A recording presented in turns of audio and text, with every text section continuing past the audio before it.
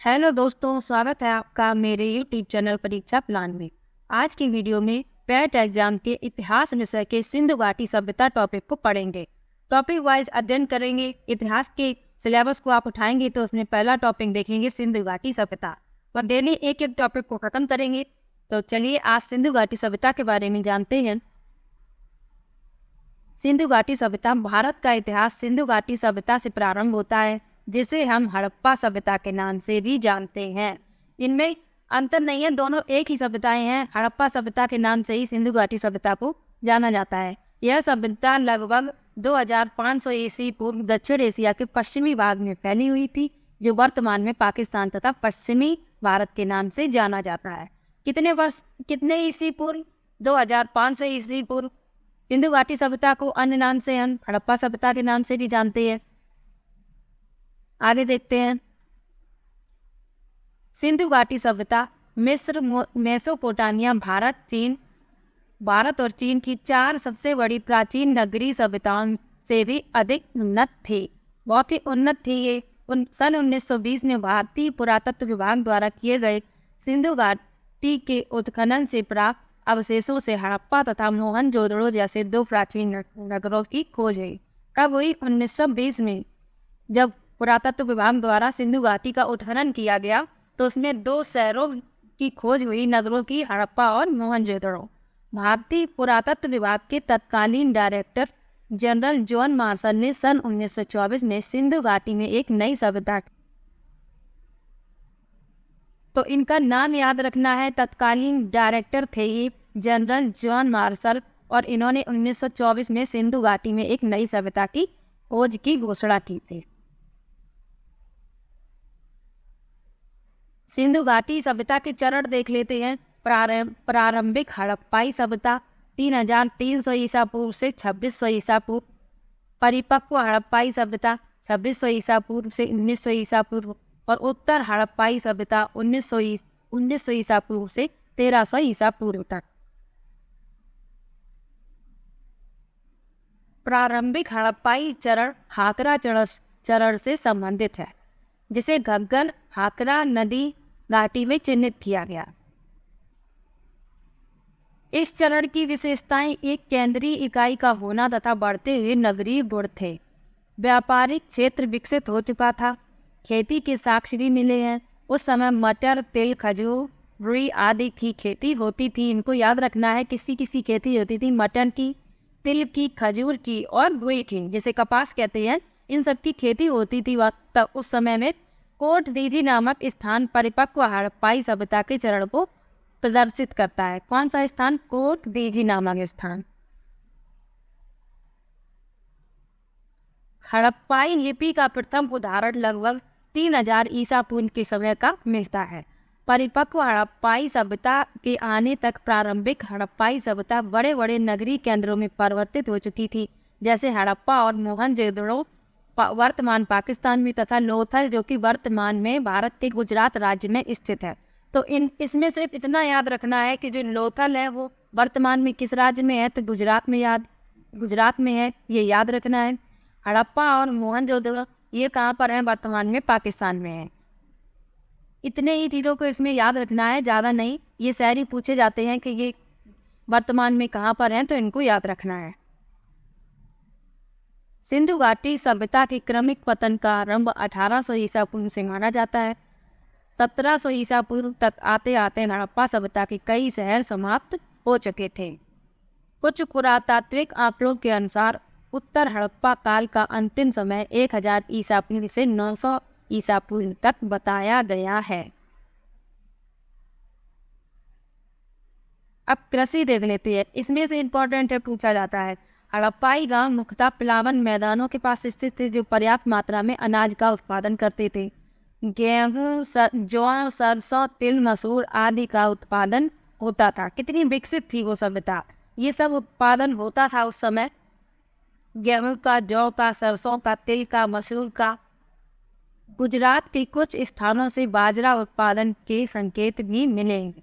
तो गुजरात से कुछ संकेत मिले हैं कि वहाँ पर बाजरा भी उत्पादन किया जाता था, जबकि यहाँ चावल के प्रयोग के संकेत तुलनात्मक रूप से बहुत ही दुर्लभ मिलते हैं।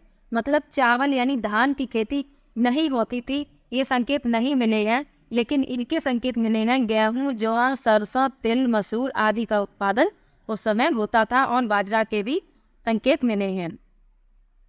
और चावल के प्रयोग की तुलनात्मक रूप से बहुत ही दुर्लभ मिलते हैं, मतलब बहुत ही कम संकेत ऐसे मिले हैं कि चावल की खेती होती थी जिसे धान कहते हैं, तो ये संकेत बहुत ही कम मिले हैं। सिंधु सभ्यता के मनुष्यों ने सर्वप्रथम कपास की खेती प्रारंभ की थी। इसको याद रखना है कि सर्वप्रथम किसकी खेती प्रारंभ की थी? कपास की खेती प्रारंभ की थी। मोहरों और टेराकोटा की मूर्तियों पर सांड के चित्र मिले हैं तथा पुरातात्विक खुदाई से बैलों से जुते हुए खेत के साक्ष्य मिले हैं। मतलब उस समय जो खेतों की जुताई थी वो बैलों से की जाती थी, ऐसे साक्ष्य मिले हैं। और मोहरों और टेराकोटा की मूर्तियों पर सांड के चित्र मिले हैं। हड़प्पा सभ्यता के अधिकतम स्थान अर्ध शुष्क क्षेत्रों में मिले हैं जहाँ खेती के लिए सिंचाई की आवश्यकता होती थी। नहरों के अवशेष हड़प्पाई स्थल सोर्तगुई अफगानिस्तान में पाए गए हैं, लेकिन पंजाब और सिंध में नहीं। नहरों के अवशेष तो मिले हैं, लेकिन कहाँ पर मिले हैं? अफगानिस्तान में। पंजाब और सिंध में ऐसे अवशेष नहीं मिले हैं कि सिंचाई नहरों से की जाती हो। हड़प्पाई लोग कृषि के साथ साथ बड़े पैमाने पर पशुपालन भी करते थे। कृषि भी करते थे, पशु भी पालते थे। घोड़े के साक्ष्य सूक्ष्म रूप से मोहनजोदड़ो और लोथल की एक संशयुक्त टेराकोटा की मूर्ति से मिले हैं। हड़प्पाई संस्कृति किसी भी स्थिति में अश्व केंद्रित नहीं थी। मतलब घोड़े के साक्ष्य तो सूक्ष्म रूप से मिले हैं। कहाँ पर मिले हैं? मोहनजोदड़ो और लोथल की एक संशयुक्त टेराकोटा की मूर्ति से। पशुपालन होता था, लेकिन ये निश्चित नहीं है कि घोड़े भी पाले जाते थे। नगरीय योजना और विन्यास कैसा था? हड़प्पाई सभ्यता अपनी नगरीय योजना प्रणाली के लिए जानी जाती है। मोहनजोदड़ो और हड़प्पा के नगरों में अपने अपने दुर्ग थे जो नगर से कुछ ऊंचाई पर स्थित होते थे, जिसमें अनुमानतः उच्च वर्ग के लोग निवास करते। अनुमान लगाया गया कि जो बड़े बड़े दुर्ग थे, दुर्ग यानी महल, तो उनमें उच्च वर्ग के लोग रहते थे, निम्न वर्ग के लोग नहीं रहते थे। उच्च वर्ग के लोग ऊंचाई पर अपने दुर्ग बनाए थे, उन्हीं में रहते थे। दुर्ग से नीचे सामान्यतः ईंटों से निर्मित नगर होते थे जिनमें सामान्य लोग निवास करते थे। जो दुर्ग यानी महल थे, उसके नीचे जो ईंटों से निर्मित नगर थे उनमें सामान्य लोग निवास करते थे। हड़प्पा सभ्यता की एक ध्यान देने योग्य बात यह भी है कि इस सभ्यता में ग्रिड प्रणाली मौजूद थी। इसको याद रखना है, ग्रिड प्रणाली हड़प्पा सभ्यता में मौजूद थी, जिसके अंतर्गत सड़कें एक दूसरे को समकोण पर काटती थीं। कितनी विकसित थी सभ्यता वो! उस समय भी ग्रिड प्रणाली थी और सड़कें एक दूसरे को समकोण पर काटती थी, इस तरह से बनाई गई थी। जली हुई ईंटों का प्रयोग हड़प्पा सभ्यता की एक प्रमुख विशेषता थी, क्योंकि समकालीन मिस्र में मकानों के निर्माण के लिए शुष्क ईंटों का प्रयोग होता था। इस तरह से बनाई गई थी सड़कें जो समकोण पर काटती थी। ये मुख्य सड़क है, ये घर ऐसे बने होते थे, ये मुख्य सड़कें हैं, ये छोटी छोटी गलियां हैं बीच बीच में। तो इस तरह से नगर बसाए गए थे। अन्न भंडारों का निर्माण हड़प्पा सभ्यता के नगरों की प्रमुख विशेषता थी। हड़प्पा सभ्यता में अन्न का भंडारण किया जाता था, भंडार गृह बनाए जाते थे। हड़प्पा सभ्यता में जल निकासी प्रणाली बहुत प्रभावी थी। जल निकासी का समुचित प्रबंध था उस समय और बहुत ही प्रभावी प्रणाली थी। हर छोटे बड़े घर के अंदर स्वयं का स्नानागार, स्नानघर और आंगन होता था। जितने भी घर बने थे, घर छोटा हो या बड़ा, उनका स्वयं का स्नानघर और आंगन सभी घरों में था। कालीबंगा के बहुत से घरों में कुएं नहीं पाए जाते थे, यानी पानी तो वो बाहर से भरकर ले आते थे, लेकिन स्नानघर और आंगन अब सबके घरों में मौजूद थे। कुछ स्थान जैसे लोथल और धौलावीरा में संपूर्ण विन्यास मजबूत और नगर दीवारों द्वारा भागों में विभाजित थे। कुछ स्थान जैसे लोथल में और धौलावीरा में संपूर्ण विन्यास मजबूत और नगर दीवारों द्वारा विभाजित थे। जो नगर थे वो दीवारों से विभाजित कर दिए गए थे कहाँ पर? लोथल और धौलावीरा में कुछ स्थानों पर ऐसे संकेत मिले हैं। अर्थव्यवस्था कैसी थी? हड़प्पाई लोग पत्थर, धातुओं, सीप या शंख का व्यापार करते थे। धातु मुद्रा का प्रयोग नहीं होता था। व्यापार की वस्तु विनिमय प्रणाली मौजूद थी, यानी ऐसा नहीं था कि व्यापार के बदले धातु की मुद्रा का विनिमय किया जाए, ऐसा नहीं था। व्यापार वस्तु विनिमय प्रणाली से होता था। उन्होंने उत्तरी अफगानों में अपनी व्यापारिक बस्तियां स्थापित की थी, जहां से प्रमाणिक रूप से मध्य एशिया से सुगम व्यापार होता था। तो धातु मुद्रा का प्रयोग नहीं होता था, इसको याद रखना है। वस्तु विनिमय प्रणाली मौजूद थी। तो प्रश्न ऐसे बन सकता है कि वस्तु विनिमय प्रणाली किस सभ्यता में मौजूद थी? तो सिंधु घाटी सभ्यता या हड़प्पा सभ्यता। दजला प्राप्त नदियों की भूमि वाले क्षेत्र से हड़प्पा वासियों के वाणिज्यिक संबंध थे। ये याद रखना है, दजला प्राप्त की भूमि वाले क्षेत्र से। हड़प्पाई प्राचीन लेपिस लाजुली मार्ग से व्यापार करते थे। इसको याद रखना है, लेपिस लाजुली मार्ग से व्यापार करते थे, जो संभवतः उच्च लोगों की सामाजिक पृष्ठभूमि से संबंधित था। संस्थाएं देख लेते हैं। एक परिणाम के अनुसार सिंधु घाटी सभ्यता में राज्य और संस्थाओं की प्रकृति समझना काफी कठिनाई का काम है। हड़प्पाई स्थलों पर किसी मंदिर के प्रमाण नहीं मिले हैं। इसको याद रखना है कि किसी भी मंदिर के प्रमाण नहीं मिले हैं। अतः हड़प्पा सभ्यता में पुजारियों के प्रभुत्व या विद्यमानता को नकारा जा सकता है। जब मंदिर ही नहीं थे तो पुजारियों का प्रभुत्व ही नहीं था, तो इसलिए इस बात को नकारा जाता है कि पुजारियों का प्रभुत्व नहीं था, मंदिर ही नहीं थे, मंदिर के प्रमाण ही नहीं मिले हैं। हड़प्पा सभ्यता अनुमानतः व्यापारी वर्ग द्वारा शासित थी। कुछ पुरातत्वविदों की राय में हड़प्पा सभ्यता में कोई शासक वर्ग नहीं था तथा समाज के हर व्यक्ति को समान दर्जा प्राप्त था। कोई भी शासक वर्ग नहीं था। ऐसा नहीं था कि कोई वहाँ पर राजा हो, लोगों पर राज करता हो, वहाँ की प्रजा हो, ऐसा नहीं था। सबको समान अधिकार प्राप्त था, प्रत्येक व्यक्ति को समान दर्जा प्राप्त था। कोई भी शासक वर्ग नहीं था। कुछ पुरातत्वविदों की राय में हड़प्पा सभ्यता में कई शासक वर्ग मौजूद थे, जो विभिन्न हड़प्पाई शहरों में शासन करते थे। अब कुछ पुरातत्वविदों ने क्या कहा है कि कोई शासक नहीं था, सभी को समान दर्जा प्राप्त था। लेकिन कुछ पुरातत्वविदों की क्या राय है कि कई शासक वर्ग मौजूद थे जो विभिन्न शहरों में शासन करते थे। धर्म के बारे में जान लेते हैं। सिंधु घाटी सभ्यता के लोग वृक्षों तथा पशुओं की पूजा करते थे। पुरुष देवता के रूप में मोहरों पर 3 संगी चित्र पाए गए हैं, जो योगी की मुद्रा में बैठे हुए हैं। देवता के एक तरफ हाथी, एक तरफ बाघ, एक तरफ गैंडा तथा उनके सिंहासन के पीछे भैंसे का चित्र बनाया गया है। उनके पैरों के पास 2 हिरणों के चित्र हैं। चित्रित भगवान की मूर्ति को पशुपतिनाथ महादेव की संज्ञा दी गई है। जो चित्र मिला है किसमें? मोहरों में मिला है। 3 संगी चित्र पाई गई है। तो कुछ इस तरह से उसमें एक तरफ हाथी, एक तरफ बाघ, एक तरफ गैंडा तथा सिंहासन के पीछे भैंसे का चित्र पाया गया है। उनके पैरों के पास 2 हिरणों के चित्र हैं। तो जो चित्रित भगवान की मूर्ति है तो उसे पशुपतिनाथ महादेव की संज्ञा दी गई है। और सामान्यतः लोग वृक्षों और पशुओं की पूजा किया करते थे। अनेक पत्थरों पर लिंग तथा स्त्री जनन अंगों के चित्र पाए गए हैं। टेराकोटा की लघु मूर्तियों पर एक महिला का चित्र पाया गया है। इनमें से एक लघु मूर्ति में महिला के गर्भ से उगते हुए पौधे को दर्शाया गया है।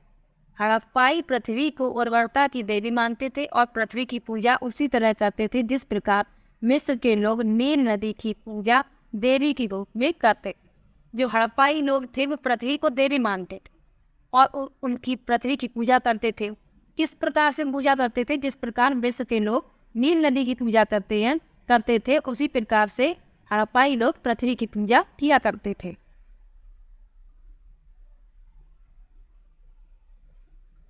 सिंधु घाटी सभ्यता में सबसे महत्वपूर्ण पशु एक सींग वाला गैंडा तथा दूसरा महत्वपूर्ण पशु कुबड़ वाला सांड। ये याद करने योग्य है। सबसे महत्वपूर्ण पशु क्या था? एक सींग वाला गैंडा और दूसरा पशु कुबड़ वाला सांड। अत्यधिक मात्रा में ताबीज भी प्राप्त किए गए हैं। अब सिंधु घाटी सभ्यता का पतन कैसे हुआ इसके बारे में जान लेते हैं।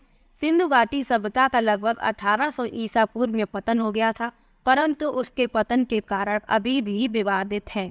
ऐसा कोई ठोस प्रमाण नहीं मिला है कि सिंधु घाटी सभ्यता का पतन इस कारण से हुआ। ऐसे कोई भी प्रमाण प्राप्त अभी तक नहीं किए जा सके हैं। दूसरी तरफ से बहुत से पुरातत्वविद सिंधु घाटी सभ्यता के पतन का कारण प्रकृति जन्य मानते हैं। कोई ठोस प्रमाण नहीं मिला है, तो जो काफी पुरातत्वविदों ने अनुमान लगाया है कि प्रकृति के कारण इस सभ्यता का पतन हो गया है।